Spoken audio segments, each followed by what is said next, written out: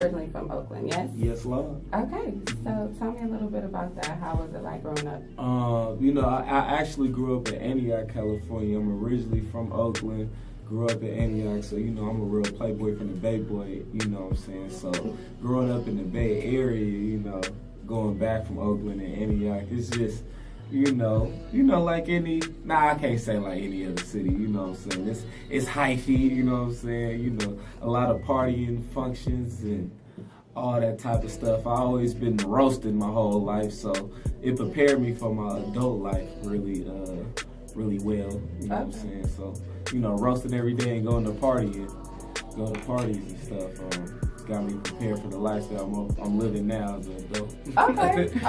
So that's what started you, like doing the dances with your friends, things like that. That's what made you realize that you may have a little niche for what you're doing now. Yeah, because I was doing that for free and I loved it, you know what I'm saying? I'm in the crowd enjoying myself and, I'm roasting for free, cracking jokes on everybody, not even with the intentions of being a comedian, just really being myself, so. Okay. Yeah. So, I really need to know, who exactly is Sonny Bo?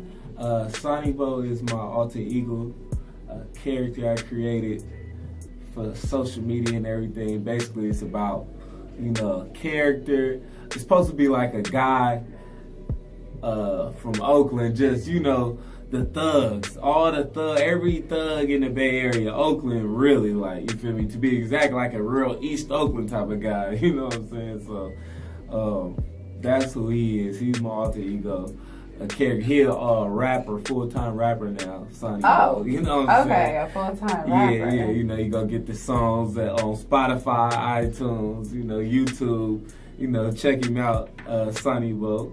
I talk about him like he a different person because he really is, you know what I'm saying?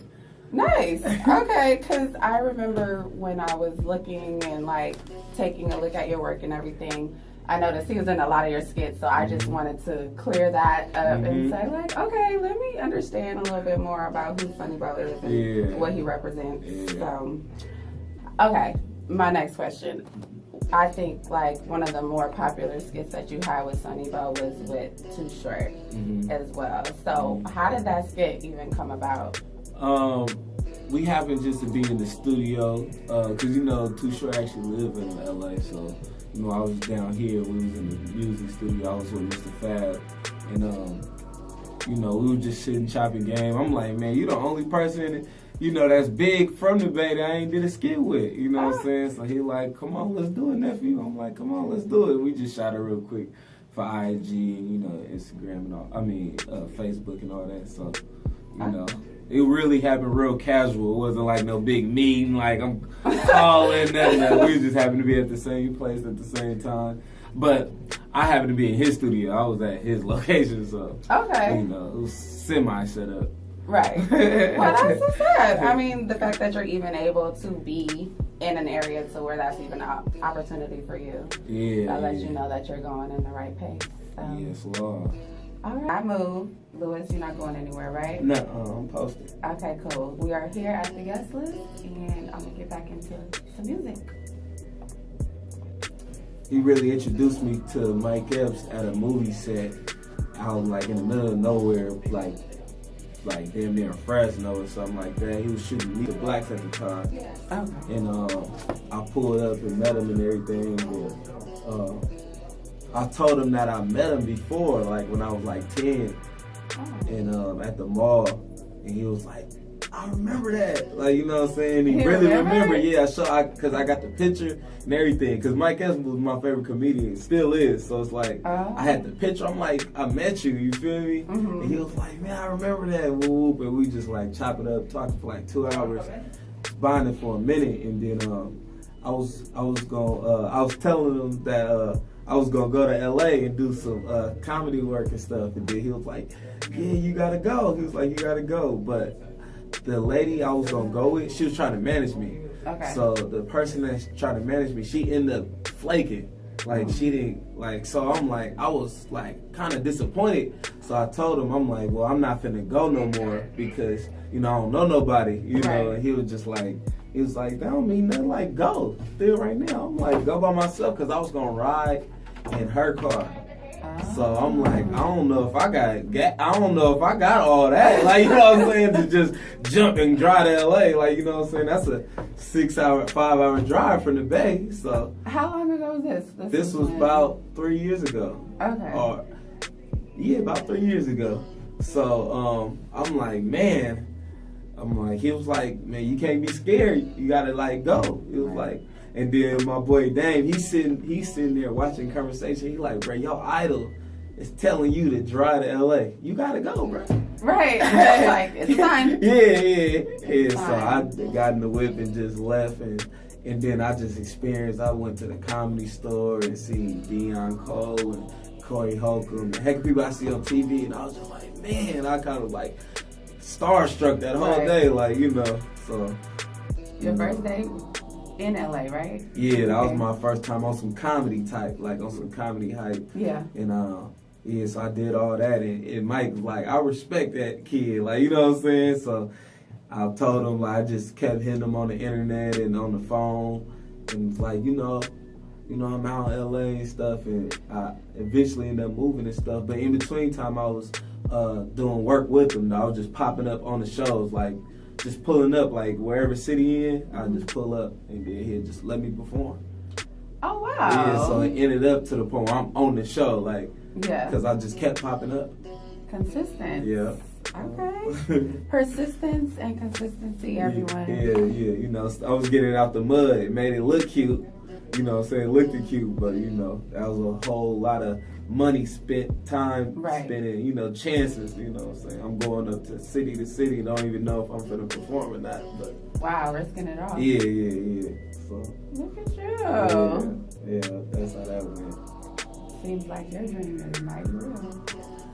Yeah, I didn't have no dream at first. I didn't believe in dreams and stuff. But what? My life now, I really believe in dreams. Like, aww. If you dream something, it can really become true. Like, boy, that's crazy. It's real, ain't it? Mama, feel good. You can do anything, boy. No, absolutely. Like, I've always been a dreamer, so that I stand by that wholeheartedly. Like, it's all in my living room. Like, dream. Because if not, like, you're just gonna be living to do what? Yeah, but I feel like a lot of dreamers get caught up on dreaming that they never do it. So really? Like, yeah. Like, my dad always told me, like, when I was a kid, I used to have dreams, and like he used to tell me all the time, "Oh, nothing come to a dreamer but a dream." You know what I'm saying? Wow. So it's just like I had that mindset. So I always worked. Like, I always had a job. Like, I knew when I was 5 years old, I was gonna work. Right. Like, have a job. You know, I had a job since I was 8, you know, working at the barbershop. I always had a hustle, you know what I'm saying? So I had a work ethic with no dream. So now I'm just adding my dream with my work ethic, kind of like my work ethic, then dream. Okay. You know what I'm saying? Most people dream and then think it's just going to happen because it's a dream. Like, no, you got to put work into it too, though. Okay, so listening to what your dad told you versus what you know now, say if you had little Louis come say something to you, like, what would your thought or your saying be to him, knowing what you know now? I would tell him to have a dream. You gotta have a dream because you'll be living for nothing. You know what I'm saying? You really be living for money. Really, you working for money at the end of the day.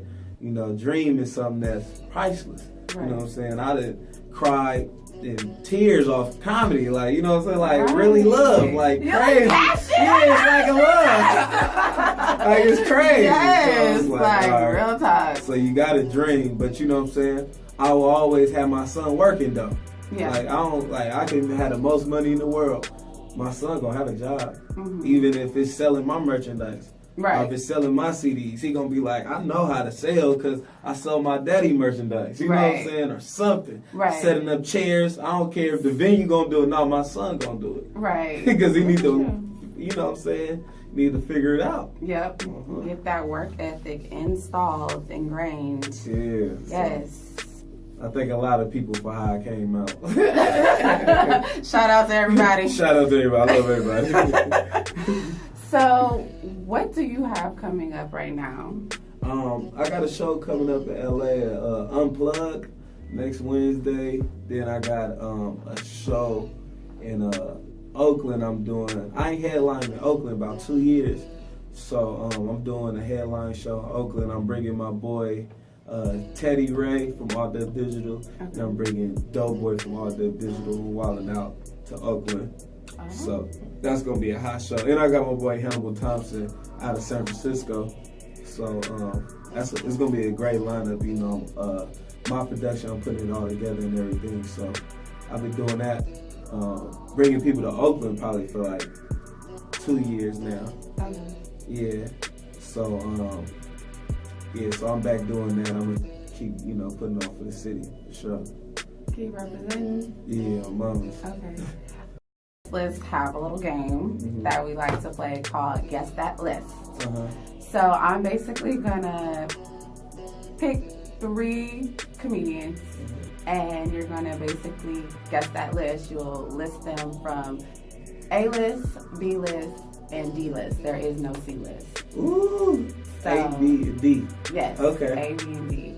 So I'm gonna take a little time. We're gonna listen to this song by Ro James real quick, and then we're gonna come back and I'm gonna give you those 3, and you're gonna tell me who would you put in A, B, and D list. Okay, that's easy for me. Oh, okay. I'm quick to judge. So we have Little Duval, we have DC Young Fly, and we have Nick Cannon. Where would you put them all? That's easy. And why? This is a piece of cake. 1, Lil Duval. 2, DC Young Fly. Wait, you gotta say the letters, like A-list, A. B-list, Oh yeah, B-list. A is Lil Duval. A-list is Lil Duval? Yes. Why is A-list Lil Duval? Because he's been in the game probably like 15 years. And improved himself. I done seen his stand-up work. He was the first one to really get on the internet and really be funny on it. Like, he had YouTube. Before YouTube was really popping, he was on YouTube being funny. Okay. So him, and I just think Lil Duval is funny. Just period. Yeah, period. Okay. Then 2, B-list is DC Young Fly. Okay. Because he got that it factor, you know what I'm saying, everybody talk about. He got that. Okay. You can tell he just seemed like a stand-up person. Like, he don't seem like a clown to me. Like, you know what I'm saying? He's funny, and he's still like not. He's funny and not corny, but he's animated. Like, so it's kind of like, oh, that's good. Like, you know what I'm saying? Like, that's different. That's a gift right there. So him. Shout out to DC. Yeah, and Nick Cannon, D-list. How is he D-list? Because he's not that funny to me. Oh. Let me come correct. I respect Nick Cannon 100% business-wise. Like, as a businessman, that's what I would want to be. We want to be more than anybody. Kevin Hart, Nick Cannon is like, okay, you better sit down and take your notes. You know what I'm saying? But comedy-wise, no, like I like Drumline. You know, I like him as an actor. I liked it too. Yeah, I like that. But I cannot quote you no stand-up line of Nick Cannon. I can't. You got them quotes like, oh, I love this person for this. We can't really think of one. No, I can't. I give you Drumline, and I give you that one what he had with Christina Milian. Oh, Love Don't Cost a Thing. I liked him on that movie. I liked it too. So, those the 2 of my favorite Nick Cannon movies is not comedy. And then, it's him acting. Yeah, and then stand up, it's not my cup of tea. Business wise, 100%. So if we just talk about comedy wise, Lil Duval, DC, Nick. All right, you heard it here at the guest list. Yeah. I ain't one of the young comedians that scared to say the truth. We're not scared around here. We gonna keep it lit. You know what I'm saying? 100. Well, Louis, I just want to say thank you so very much for coming on my show and spending some time with me. I appreciate you. I appreciate you for having me. You know what I mean? Yeah.